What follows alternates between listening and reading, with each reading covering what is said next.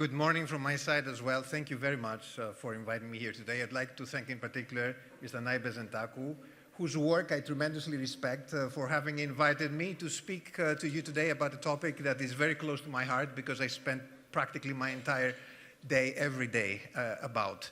It's AI. We live in the age of AI, and I entitled my presentation this morning, AI at Scale, because I think everybody knows something about AI nowadays. So the big question is how to make it real. How to make it real for everyone, how to make it real for Europe, how to make it real for Greece. And I wanted to share some insights with you this morning. I assume that since everybody is familiar to some extent with the topic, I'm just going to highlight just a few things, just to fix some ideas. I don't know if it's very visible on the screen, but I'll walk you through it. We've been experiencing wave after wave of technological evolution. You know, the computers, the internet. But now in the age of AI, things are going faster for two reasons. Because AI, first of all, has unlocked human knowledge like never before. And second, it's creating an amazing synergistic effect of all technologies combined. One of the things that DeepMind of Google measures itself against is to what an extent AI is helping accelerate scientific discovery. This is the measure of success of Demis Hassabis, who got the Nobel Prize. Am I able to accelerate scientific discovery? So this is an exponential time, as many people like to say, because of that combined effect. Now, what we've seen in the initial days of AI, the difficulty and the tremendous amounts of money that needed to be spent and are continually being spent on actually training AI to get it to a level that can be useful for everyone. But we've seen even on that front, there's been amazing acceleration. The computational power that one needs to be able to train models now has accelerated significantly. So it means with the same computational power, you're able to do things much faster nowadays, and we see even different solutions arising around the world. One of the things, though, that has been a constant question in everybody's mind is how am I getting value out of AI? What we project, and you see some numbers down there, is that over a course of the next few years, any company around the world should be able to capitalize on the value of AI and generating efficiencies to the order of 20% at least, or even more. Now, one might think, am I going to be using these efficiencies for me to become more efficient if I'm in a commodity business or if I'm in a highly growth-oriented business? How can I fuel my growth, right? So we shouldn't be considering AI as something that's only about efficiencies, but it's also about growth. And many times, especially due to the demographic issue, we're going to have less people, less hands to help us. So let's see how technology can actually help us there. And the value to be captured can be measured different ways. It's huge. One point that I would like to highlight in the current evolution of AI that everybody should be cognizant about is the fact that now we talk about a phase of AI that we call agentic AI. You might have heard the term. What does that mean? That means that we're going to be having agents, AI agents, who are going to be our assistants, are going to be our colleagues, who are going to be helping us putting things together. Anybody who works with any type of data and any type of information will have to be working with agents to improve output, to improve efficiency, to improve quality. And you know, the nice thing about AI is you don't work to optimize one thing. You can decide what is it that you want to optimize. But agents is the name of the game. So you might be hearing more and more about that. Now, we've done as Accenture a lot of research about what's going to happen to the different professions, how they're going to be impacted by AI. We have a strategic relationship with the World Economic Forum. So every year at Davos, we present an update of that. So there's tons of research. You can go to the World Economic Forum website and download some of this research. But basically here we have a map of different professions and to what an extent they're going to be affected. And we have 4 dimensions that we highlight. One is to what an extent can things actually be fully automated in a specific profession. To what an extent a profession can be augmented by AI. Then what is less likely to be affected by AI. And last thing is things that don't have necessarily to do with information or knowledge that is probably not going to be directly affected, even though we see that in the physical world, there's a new concept that arises that's called physical AI, when you combine AI together with robotics. So you can imagine a lot of different things, that robots would be able to do. Would they be able to be trained in AI more deeply? And this is, this is a stage that is currently happening as we speak. So, and you see many professions, always at the top of this list is the financial services professions. I'm sorry to say, whoever is, in that field, but banking, insurance, capital markets are the ones that by any research, not only Accenture research, but any research around the world, are the ones that are going to be mostly affected. But then you have other things, even at the middle of the chart, is public service. Public service, to the extent of around 22–23%, this is what our research shows, but it can be even higher, can be fully automated. There's another 20-something% for a total of 45% can be augmented, which means, what does it mean, augmented? Augmented means that to do the same thing, you don't need a team of 3 people, 4 people, maybe you just need 1 person to get things done. So again, how can you get more mileage out of a certain workforce? That's the way to do it. And one of the things that is very nice about AI, it actually allows you to reinvent yourself. And let's remember that word. It's not a change. It's not just a disruption. It's a reinvention moment with AI for everybody. And how does reinvention happen? By looking at all the processes in an organization and redoing every single process from scratch. I think this, if people are looking at AI seriously, they need to look at every single process they have and redo it from scratch, which means also, and this brings me to the point also of education, right, that we're talking about before. This means that it needs to be massive education because the roles are going to change. If you redefine the process, the roles, the supporting roles, the human roles are going to change. And people need to be educated for the new roles, not for the old roles. And that's huge.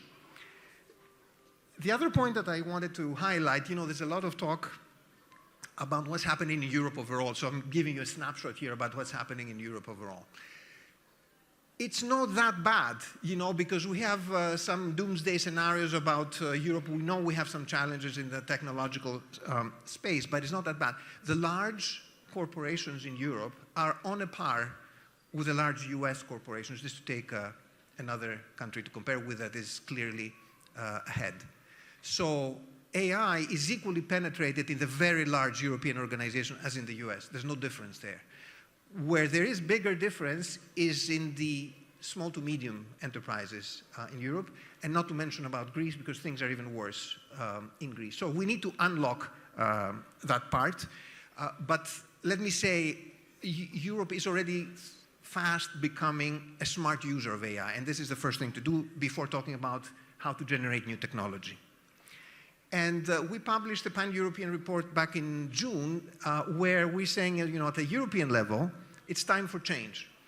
Why is there time for change? Well, first of all, because of productivity and competitiveness. This is the first point that I mentioned. And, many people have become aware that over the last 25, 30 years, US GDP has increased by 50% more than European GDP, where they were on a par before. And that's largely attributable to technology. And of course, AI is going to accelerate that. This has also to do with how the US targets high-value areas. And this is something else that we need to learn from, how to target high-value areas, because it's not just technology. Second point is how to empower the smaller companies, what I just mentioned.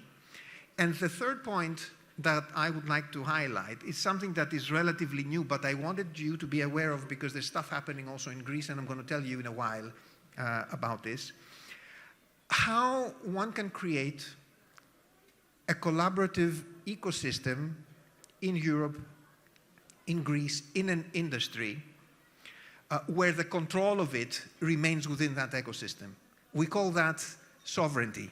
You might have heard the term data sovereignty, you might have heard the term cloud sovereignty, now it's AI sovereignty. What does that mean? It means for a region, for a group, for a cluster, for an ecosystem to be able to maintain control of that. Because the fact of the matter is that this is a new competition, global competition that is happening, and investments were high a few years back. investments continue being high and they continue accelerating, and there's clear areas where Europe is behind and needs to cover the gap. However, now, under the light of sovereignty, we see that Europe, and now there's an official position from the EU, needs to become more technologically sovereign, sovereign regarding data, sovereign regarding the operations, where are data operations happening, right? And who has access to that, as well as cyber, because cyber is a big part of sovereignty nowadays, and we've been hearing about hybrid wars all over the place, so this is not a secondary matter. In this respect, the European Union has already defined a strategy around AI, whereby they want to help create a pan-European ecosystem. It's not going to be as in the US, where you have 5, 6, 7 huge companies investing vertically huge amounts of money. It's probably different countries investing in AI infrastructure that the EU would like to link it together into one pan-European ecosystem. They call that the gigafactory concept. Why giga? Because it's the amount of energy that this is going to consume to be able to run. So they're using energy terms to describe that. And in this respect, Greece also would like to play a role. Let me just backtrack for a quick second, because I had the honor and pleasure of spending more than 1 year supporting the National Committee on AI to draft a national blueprint for AI. And one of the points that we kept discussing from day one was, how can we create this local ecosystem in Greece? And one of the early successes of that initiative was that we as Greece were able to claim one of the first small AI factories that is called Pharos, that is based on a supercomputing infrastructure that is currently being created in Lavrio. It's going to be ready the first half of next year. So Greece, for the first time, is going to have a supercomputing capability. I'm saying this because, you should all try to access that for your businesses. This is tremendous. This is the first time that this is happening. But this is just the first step, because the idea is to take that and scale it by 50 times. So we already are going to be having next year something that we never had before. And to those who are technically savvy here, this is something that is going to have 2,000 GPUs, right? The gigafactories that we would be aiming for would have 100,000 GPUs. That's for Greece, let alone how this would connect to the rest of the European ecosystem, digital ecosystem. And this is fantastic because this would be available not only to the academic community, to the research community, to the startup community, but to all the businesses who would like to use that.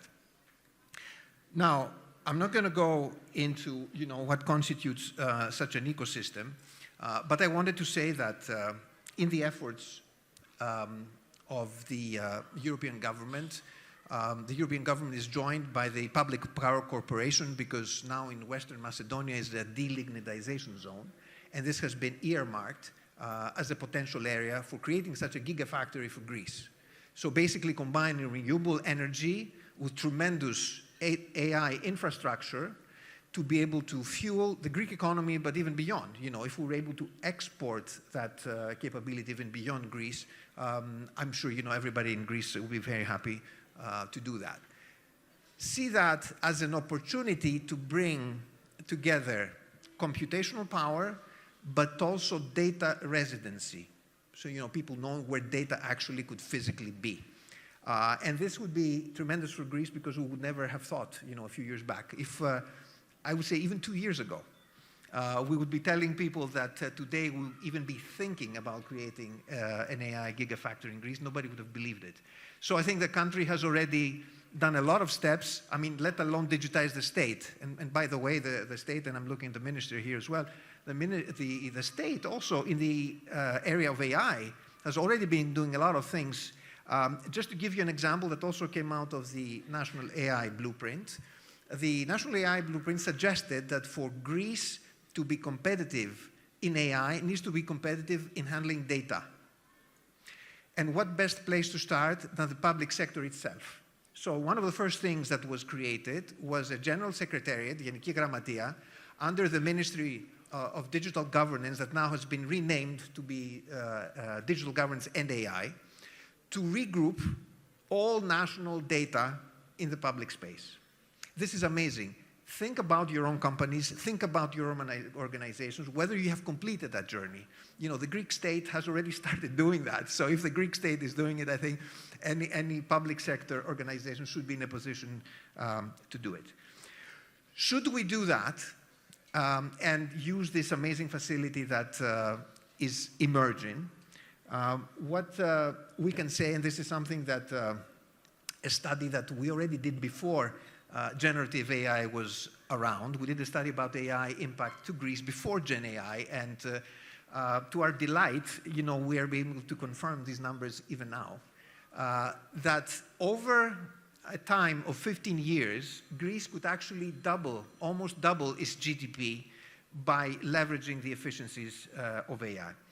So, and that despite the fact that Greece is not at the top of the European countries in how quickly we absorb new technologies, okay? Because there's an index and we're not best placed compared to other European countries. But nevertheless, even with that, we can still, in a time frame of 15 years, even double our GDP. And where is this going to come from? It's going to come 40% from automation, as I was explaining before. It's going to come 24% by what we call labor augmentation. But another 21% that might be of interest here to this audience is we expect this to come from capital augmentation. What does that mean? Is how AI can help you sweat your assets, basically. How it can help you make your assets more productive. And last but not least is another 15% that is going to come from innovation diffusion. When you create an ecosystem, there's a network effect. This is something we already know from decades ago, also from the rise of the internet. There's a network effect, and that network effect creates the exponential phenomenon that I talked about before. So the size of the prize is huge. Please extrapolate that to your own organizations, and you can easily understand what this impact could be. But if I just zoom in for a second before I conclude my speech to the shipping industry at large, with the help of AI, we tried to collect our Accenture research that is relevant to the different chapters that the shipping industry is dealing with. And we came up with 6 different chapters that, of course, are interrelated. Okay, there's no black and white. They're all interrelated to a certain extent. But just as categories to highlight, and where, for example, the shipping industry could be using these gigafactories that are being created. First of all, fleet optimization and predictive routing. Basically to train the models based on global vessel telemetry, weather data, port congestion data, fuel pricing, and so on and so forth.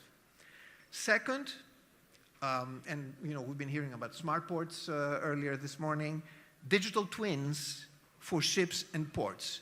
It's an amazing amount of information that one can get by having simulation of, you know, using digital twins to perform simulation on what can happen on ships and ports. So that's another huge area to be able to run simulations at scale for thousands of assets and thousands of parameters.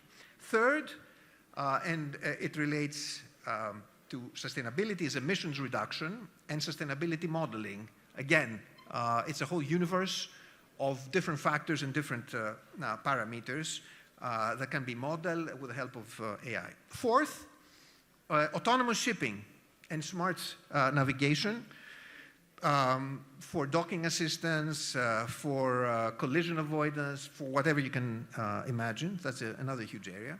Fifth is supply chain forecasting and network optimization to forecast cargo demand, port throughput, disruptions, and in general to optimize global shipping networks. And I would say, last but not least, things that have to do with crew safety and training, because we discuss about training a lot. And you know, the term metaverse went out of fashion when Gen AI appeared. But if you remember, that's the reason why Facebook changed its name into Meta, right? Because they were betting on metaverse. I can tell you it hasn't disappeared. And combining metaverse together with AI, this is going to be the new way of training. This is the new way of, you know, safety, actually, leveraging the metaverse and know exactly what's happening, you know, in different parts using the possibilities of virtual reality and enhanced reality.